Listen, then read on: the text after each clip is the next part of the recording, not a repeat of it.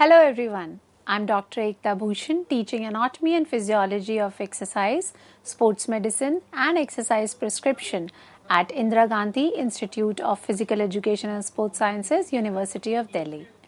I welcome you all to online lectures of CEC-UGC. In this series, we will discuss different topics associated with sports medicine. But today in particular, we will discuss the topic application of therapeutic exercises and free mobility exercises. So, therapeutic exercises refers to the distance and direction of a joint moves between a flexed, that is bent position and an extended position.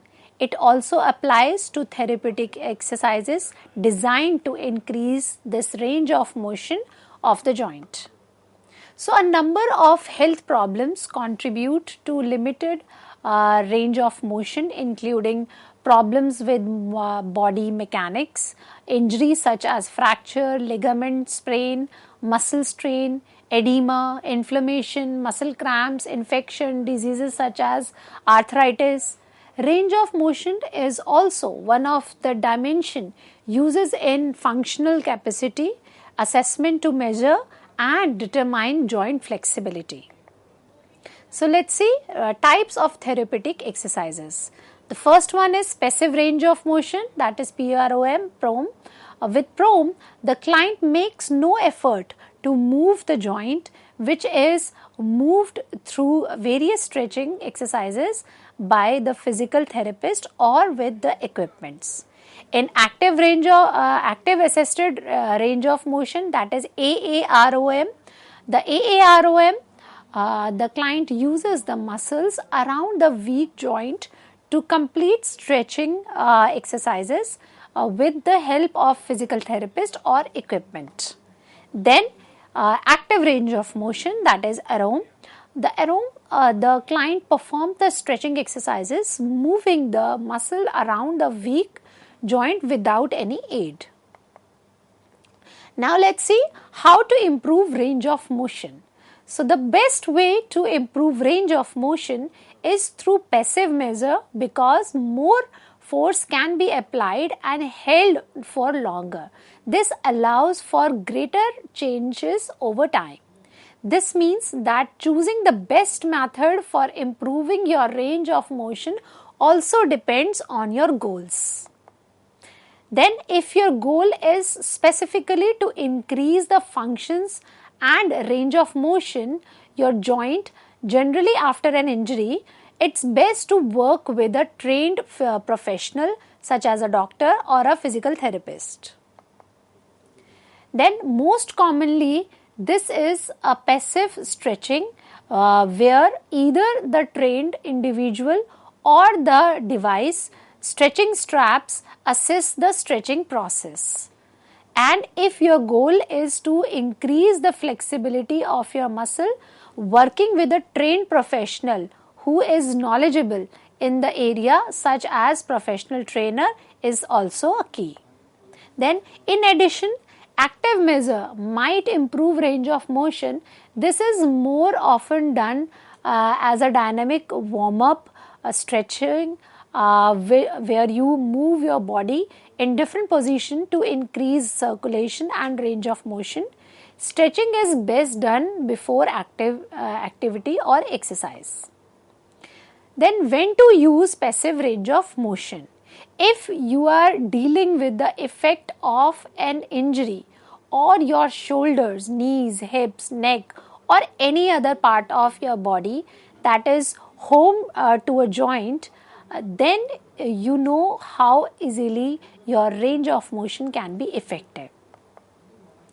So this is because the range of motion or the distance and direction a joint can move is often limited after trauma to that area. And to get a better idea of the impact on a particular joint, a physical therapist, athletic trainer, a doctor or other qualified healthcare professional can measure the range of motion in a joint or part of the body to see if there is a limited range of motion. And if your range of motion is limited, you will be benefit from spending some time doing a series of passive or active range of motion exercises to get the injured area back to health. A physical therapist will use this type of exercise as part of your overall treatment plan. A personal trainer maybe use passive range of motion exercises during training to help improve mobility and athletic performance. Additionally, you can perform a passive range of motion exercises as part of a partner assisted stretching routine done in exercise classes, athletics and group rehabilitation classes. Now, passive exercises. Some of the most safest and common passive range of motion exercises are related to stretching the surrounding muscles with the goal to increase the muscle flexibility. One way to do this is with a tool such as stretching strap. This might help you hold a stretch for a more sustained period of time. However, having someone to assist with the stretch is a more effective way to practice passive range of motion exercises. With these exercises, physiotherapists move your body into the stretch and hold for you with the intent to increase your muscle flexibility. This is superior for a few reasons. First, the physiotherapists understand proper limit and know how far to go. Second, they know how long to hold the stretch for and when to release. They are also provided and trained to know if it is targeting the proper areas to achieve the most benefits from it. With that in the mind, here are 3 passive range of motion exercises that you can do yourself, get assistance from a physiotherapist or trained professionals in stretching techniques. Free mobility exercises. Now we are starting with the free mobility exercises. The first one is shoulder. We are starting with shoulder mobility exercises and stretchings. So whether you have tightness in your shoulder, are recovering from an injury, or simply want to boost the strength of your shoulder muscles, there are specific stretches and exercises that can be specially beneficial, including shoulder specific exercises and stretches in your overall workout program may help increase your shoulder mobility and flexibility. These movements may also build strength in your shoulder, improve your shoulder function and reduce the risk of injury. So before you do any of these exercises which I am explaining, spend 5 to 10 minutes warming up and with dynamic upper body stretches such as arm circle, arm swings and spinal rotation. Warming up is great for increasing blood flow to a specific area, which also helps with overall performance. If you are recovering from a shoulder injury or surgery, work with a physical therapist who can help you do the right exercises and stretches for your conditions. So the first exercise is standing arm swings. This is a great dynamic exercise that helps to increase blood flow to the shoulder joint. Doing this exercise as part of a warm-up before performing upper body exercises can improve mobility and flexibility in your shoulder and upper body. Then shoulder pass-through. The shoulder pass-through exercise helps to increase joint mobility while still engaging the surrounding muscles of the shoulder. This exercise requires holding a long stick with a boomstick or PVC pipe. Now, high to low rows. According to Sender, high to low rows really challenge the upper back and thoracic muscles, which provide a lot of stability to the shoulder joint. This exercise requires a resistance band, and you can also do this exercise at the gym using a cable machine. Then reverse fly. The high to low rows, the reverse fly exercise target the upper back and thoracic muscles that provides a lot of stability to the shoulder joint. This exercise requires a set of light dumbbells. Now, shoulder rotation with dumbbell.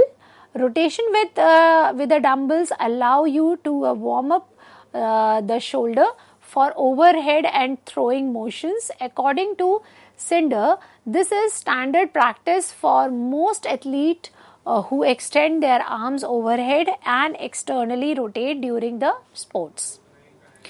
Then cross arm stretch. The cross arm stretch targets the rotator cuff muscles. You should feel a good stretch in the rear shoulder. Now we see the elbow exercises. Then elbow circle, grab your tricep to your upper arm, doesn't move too much, and move a circle with your elbow. Make sure you're fully extended and fully flex it. On each repetition, go both directions. Then pronation and supination. Next, we are going to isolate pronation and supination movements using a TheraBand. You can use it with the TheraBand and wrapped around the hands. And when you perform this exercise, keep your elbow tight and your body, and spread the hands and fingers as wide as possible. Now, we are going to see the wrist exercises.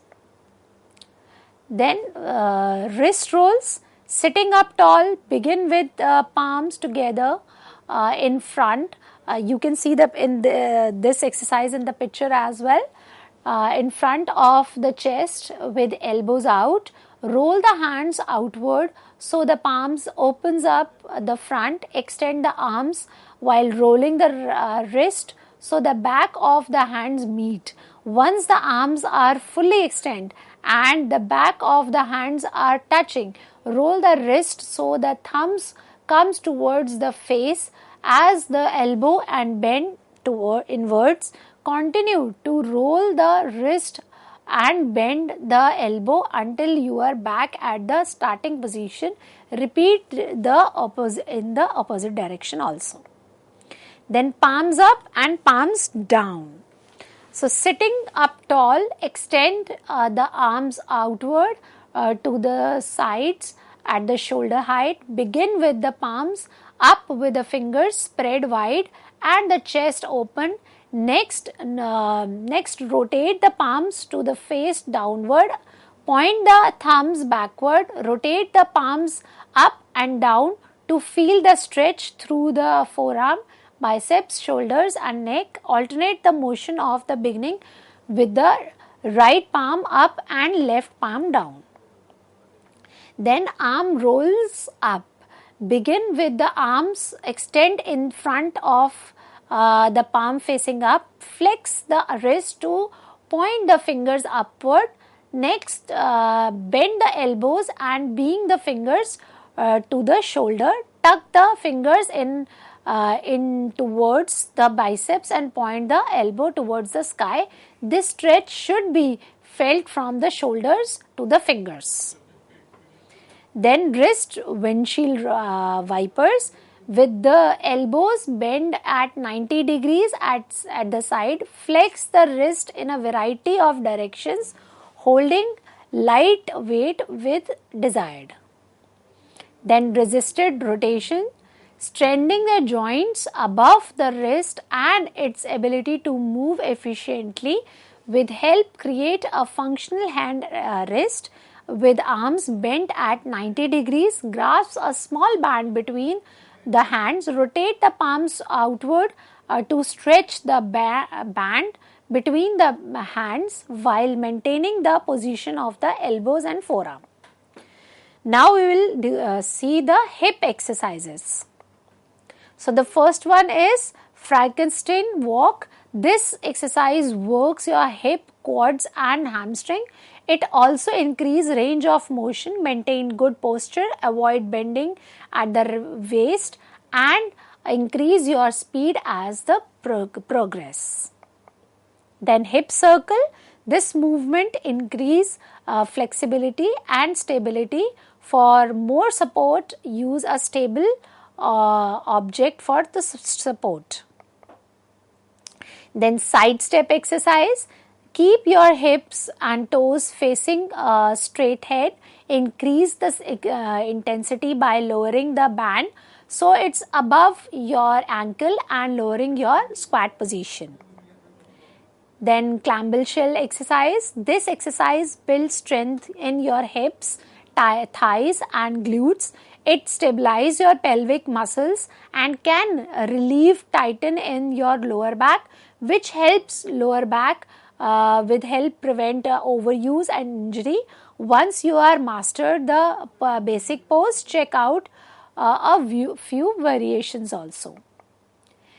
Then lateral step up. This exercise works your glutes, quads and hamstring while stabilizing and strengthening your core.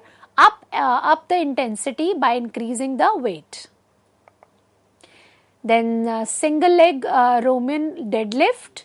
So improve your balance, hip mobility and core strength.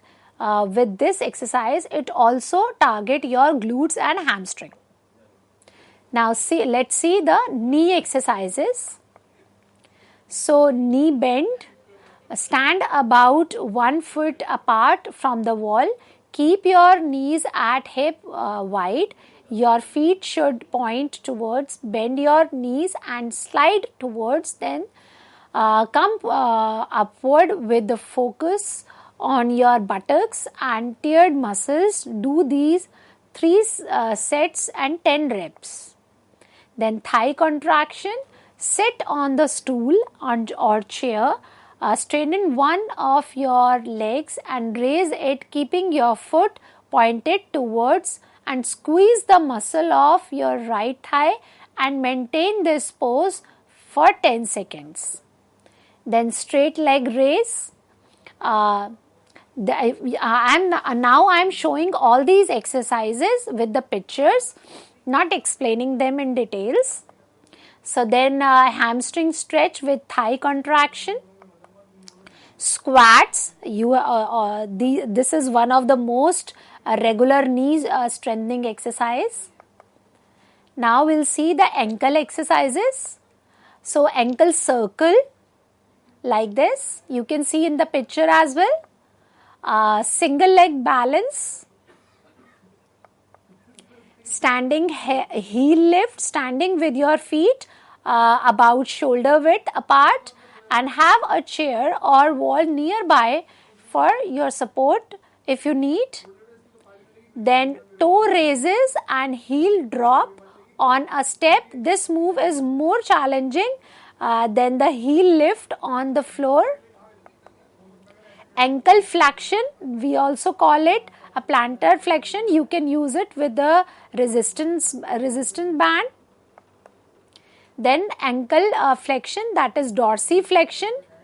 You can use it with the resistance band and without that also. Now let's see the trunk exercises. In trunk exercises, the most common exercise is crunches. Then chops. You can do this with alternative sides. Then twists. You can use it with dumbbell or medicine ball. Then pushes. This is leg pushes. Then back extension. This can be done with this machine, as well as if you have any bench at your home, you can do this without any weight or with weights also. Now let's see the exercises of neck. So look to the left and right side. This can improve your neck mobility. Then look up and down, a chin tucks. इसको chin tucks we also call it a chin tucks. Then neck rotation. You can do this neck rotation, but very slowly and with alternate side clockwise or anti-clockwise also. Then neck extension. You have to do all these neck exercises very slow and sturdy. Now we have come to conclusion. So joint mobility can have many benefits on functions for people at all stages of life. It's an important part of a workout for athletes or gym goers, and can also be beneficial for older adults with arthritis or joint pains. I hope you understood about application of therapeutic exercises and free mobility exercises of various body parts. That's all for today. See you next time. Thank you.